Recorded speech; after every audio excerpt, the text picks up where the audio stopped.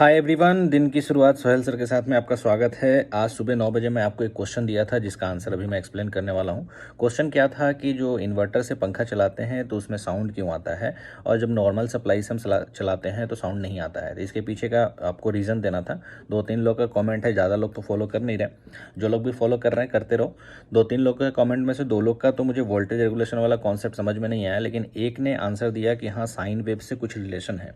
मैं थोड़ा सा और एलाबोरेट कर देता हूँ ताकि जो लोग नहीं फॉलो कर रहे हैं, अचानक देख रहे हैं, तो उनको भी पता हो जाए। और मैं प्लेलिस्ट भी क्रिएट कर दिया हूँ इसका, तो आप प्लेलिस्ट में जाके सारे क्वेश्चंस और आंसर्स भी देख सकते हो। छोटे छोटे इंटरव्यू के क्वेश्चंस होते हैं जो आपको आने वाले टाइम में कहीं भी इंटरव्यू दोगे तो बेनिफिट करेगा।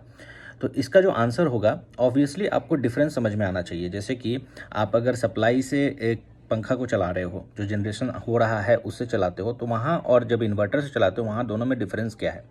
तो जब आप सप्लाई से चलाते हो ना, तो वहाँ क्या होता है कि 100% आपको साइन वेव मिलता है। साइन वेव मतलब जिसमें फंडामेंटल कंपोनेंट ही हो। लेकिन जब आप इन्वर्टर से चलाते हो तो वहाँ पे क्या होता है, साइन वेव के साथ साथ आपको third harmonic, fifth harmonic, seventh harmonic, depend करता है कि सिंगल फेज है या 3 फेज इन्वर्टर है, उस पर डिपेंड करता है कौन से हार्मोनिक कंपोनेंट मिलेंगे।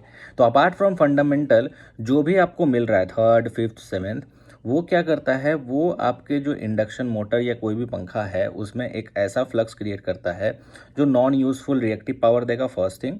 और दूसरा, उसी के वजह से, चूंकि डिफरेंट फ्रीक्वेंसी कंपोनेंट है, आपको 50 हर्ट्ज चाहिए था लेकिन 50 हर्ट्ज के अलावा भी आपको मिला 150 हर्ट्ज, 250 हर्ट्ज मिला, तो उसके वजह से एक आपको अंदर लॉसेस होते हैं और वो लॉसेस साउंड एनर्जी के फॉर्म में रहता है और उसी के वजह से हमिंग साउंड प्रोड्यूस होता है ना।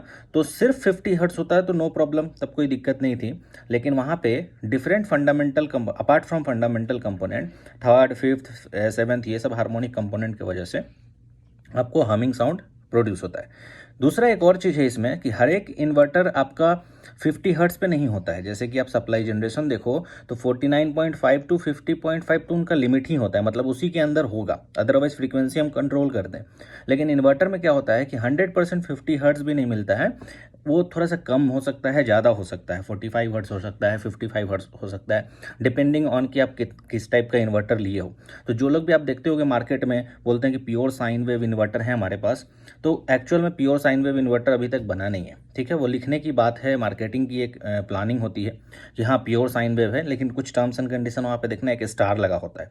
तो वो क्या कहता है कि प्योर साइन वेव नहीं है, कुछ ना कुछ टीएसडी तो होगा, टोटल हार्मोनिक डिस्टॉर्शन, और उसी टीएसडी की वजह से हमारा इन्वर्टर से जो भी हम पंखा चलाते हैं उसमें हमिंग साउंड होता है। क्लियर। तो ये एक पावर इलेक्ट्रॉनिक्स का पार्ट था, लेकिन नॉर्मली किसी इंटरव्यू में आपसे पूछ सकते हैं, तो इसका आपको आंसर एग्जैक्टली पता होना चाहिए। 100% जो आंसर होगा करेक्ट वो है हार्मोनिक्स की वजह से, है ना। इसी तरह से जो भी प्लेलिस्ट मैं बनाया हूँ उसमें आप क्वेश्चंस देख सकते हो, आंसर देख सकते हो, और जो लोग फॉलो कर रहे हैं कंटिन्यू रहिए। कल मैं फिर एक और क्वेश्चन दूंगा सुबह 9 बजे, इसमें दिन की शुरुआत सोहेल सर के साथ में, ठीक है ना।